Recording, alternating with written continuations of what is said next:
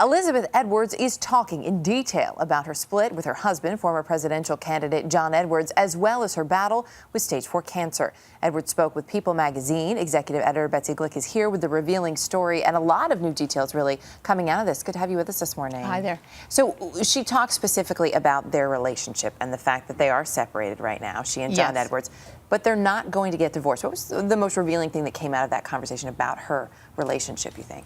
Well, she's trying to give him a little bit of rope to run with. It's amazing. She says, we're not going to get divorced unless he wants to get remarried. She's not thinking about whether she's going to get remarried, but she has a sort of realistic vision of what his new life might be like. And she actually talks a little bit about that new life. At one point in the interview, she's discussing these rumors that he's had at bars, flirting with women, and she seems very sort of blasé about the whole thing. Yes, she gives a really revealing answer there. There were tabloid reports that he was out at bars, and she does not deny that. And she says he spent a lot of time living with somebody who is disappointed in him. Now maybe he's having a little bit of fun meeting women who don't have these huge expectations of him. Do they still speak on a regular basis? I mean, what kind of relationship is there right now? Not only do they still speak, they are co-parenting. They have 3 children, 2 of whom are very little, and they're going on a family trip together to Japan next month.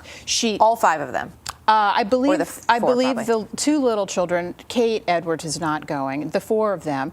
And she even says, I mean, of course, the sleeping arrangements are going to be different. But it really, which is great for the kids, of course, to have both their parents around. That's right. She also talks about John Edwards' daughter with his former mistress, Real Hunter, little Quinn, and the fact that she actually, Elizabeth Edwards, bought a Christmas gift for Quinn to give to her mother, which to most people looking in would seem a little strange. Why did she do that? Right.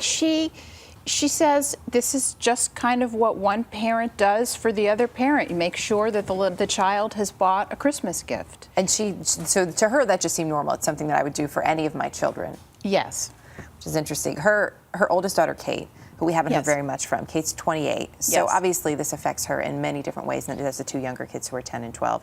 She is speaking out to people, really, for the first time. That's right. As part of our story, Kate wrote a small piece sort of about her admiration of her mother and her mother's strength and grace under pressure.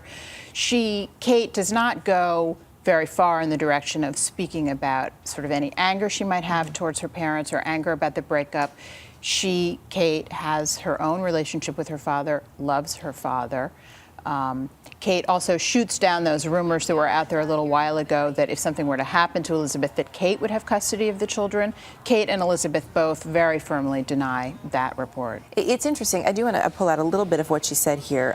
She says what Kate wrote in her blog for you. There are things she taught without words, speaking about her mother, Elizabeth, how to continue to live your life on your own terms when it somehow becomes savaged by people you never invited into it. That's an interesting word choice, though, savaged, that she used. Yes.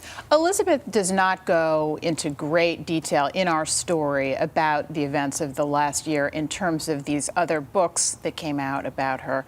But we know she has told us that she does spend a fair amount of energy trying to kind of rebut each point by point, that she feels that lies have been published, and clearly Kate does as well. We only have about 10 seconds left, but I know she also talks about she wants at least another 8 years. That's right. She talks about her health in quite a bit of detail. It's not great, but she's hoping that she can see her children through school. All right. Betsy Gleick, great to have you with us this morning with those details. A lot happens early on The Early Show, weekday mornings on CBS.